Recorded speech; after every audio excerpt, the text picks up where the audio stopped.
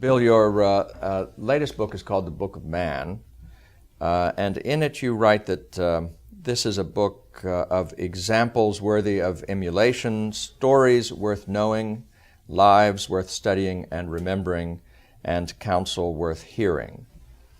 Tell us a little bit why the world needs a book about men and manliness. Well, we could use a few more good men, and the complaints are legion, whether you're talking about employers or military recruiters or women. Men aren't shaping up the way they used to. They're not doing what they're supposed to do in many ways.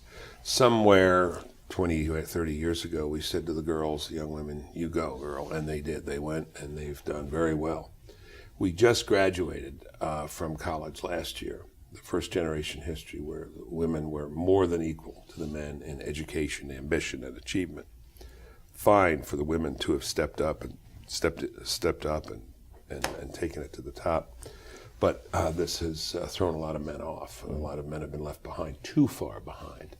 And that's a problem. We see unemployment among men. We see more men using their time in unproductive ways. I did not know until I did the research on this book.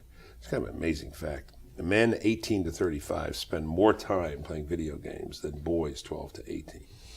That's a little ridiculous. I was in this discussion the other day with a group of people, and the moderator said, "What do you want the guys to do?" And I said, "Get out of the basement of your parents' house where you're getting government health care.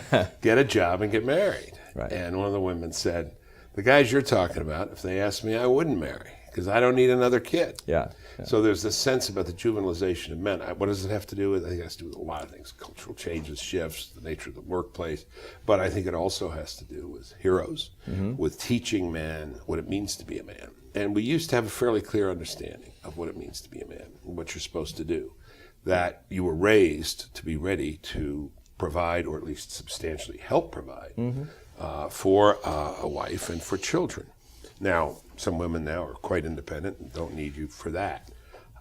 Nevertheless, if boys aren't directed as to what to do, it turns out, as the father of sons, I can tell you this, and as someone who's been a boy all his life and hung out with boys all his life in sports teams and bars and every place else, they'll wander. They'll get off the reservation, and they'll end up doing things that they shouldn't do. What accounts for the demasculinization of culture and of men themselves, you might say? Well, I think a lot of things. There is, some conservatives put it all on feminism or radical versions of feminism. I don't. I think some feminists have frankly scared the heck out of the boys. They're just terrified. And I think that's in there. But there's a question, what are we for? What are we supposed to do? We used to know what boys were supposed to become.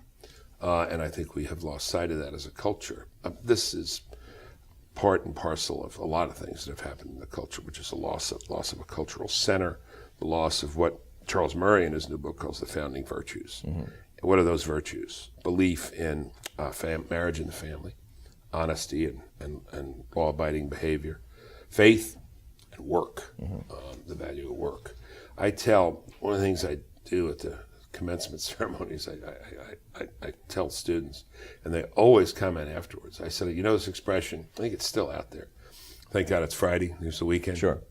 I said, your life is good if you say, thank God it's Friday and you want to have a nice time, but you also say, thank God it's Monday. I mean, I'm crazy enough that I can't wait for 3:45 a.m. Monday morning. I mean, that's really, maybe a little obsessive, to get up to go to my radio show. Yes. But I love my work. Sure. And the irony, of course, in life is that you're not going to enjoy that weekend unless you've worked, unless you've earned it in some sense. Men need to feel they have earned, some measure of place and self-respect, and they have to do that by their own hands. And the terms of that have become unclear in the last year. Have you been watching Downton Abbey? No, I haven't.